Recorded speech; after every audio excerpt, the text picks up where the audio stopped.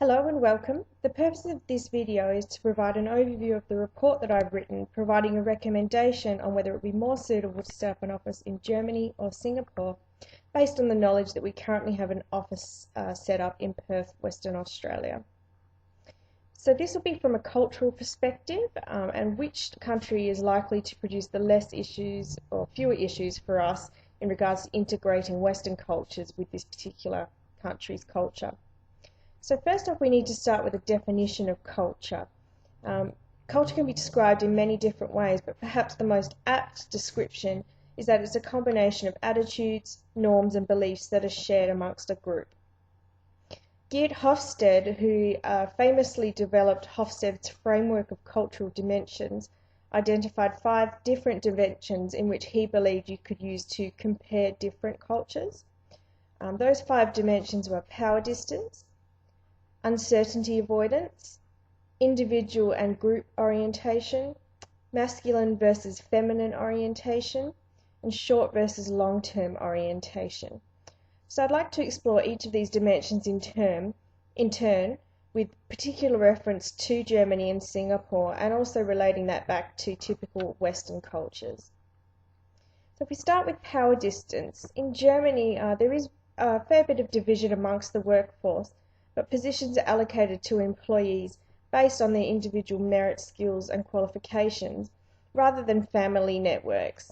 This is in direct contrast to that of Singapore, where 75% of the population is made up of residents with a Chinese background. This means that they place a lot of importance on age and family status when assigning positions, and there is a great power distance between those in the general workforce compared to those in very senior positions.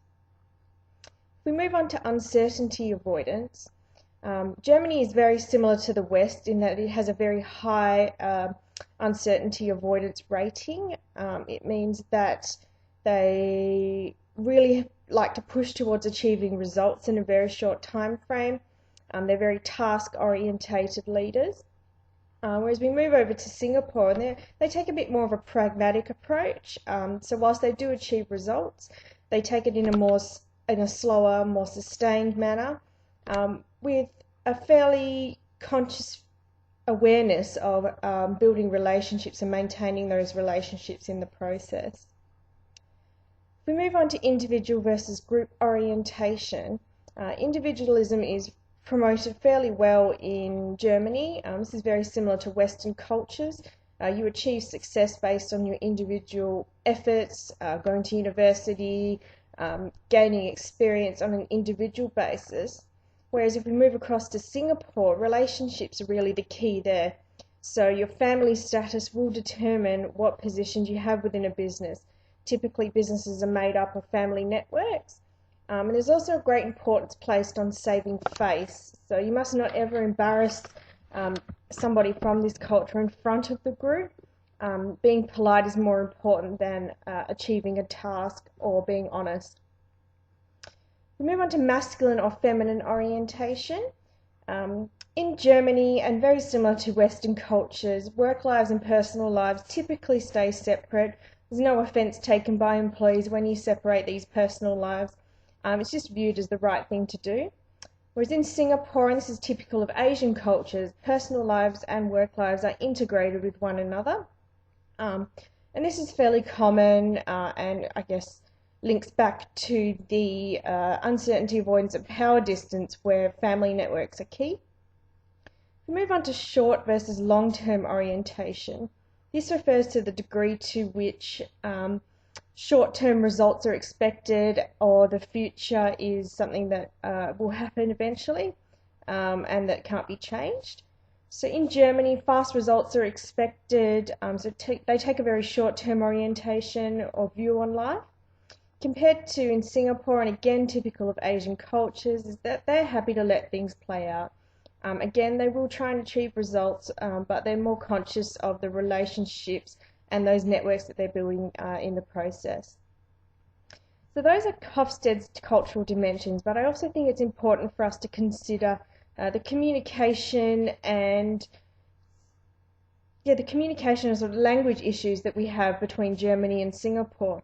So in Germany, we're likely to encounter some language concerns or hurdles because English isn't a first language there, whereas in Singapore, all employees in the workforce do speak English. However, in Singapore, communication is typically more indirect, and interestingly, this compares to Western cultures where we also prefer a more indirect approach to communicating with one another. Again, it is more important to be polite to one another than to provide very honest feedback. Whereas in Germany, it's more important to provide direct feedback on the task. They mean no insult by providing direct feedback. It's just the way they do business and the way that they can ensure they achieve the results that they're trying to achieve. So in summary, I believe that the best place for us to set up a new office will be in Germany, given the significant similarities between the two countries. Whilst direct communication and language will be an issue we will need to overcome, I think this will be more easily overcome than that of all the cultural differences in Singapore, based on the fact that they have a very strong Asian influence. Relationships are key there compared to achieving tasks. So I thank you for your time today and hope you enjoy my report. Thank you.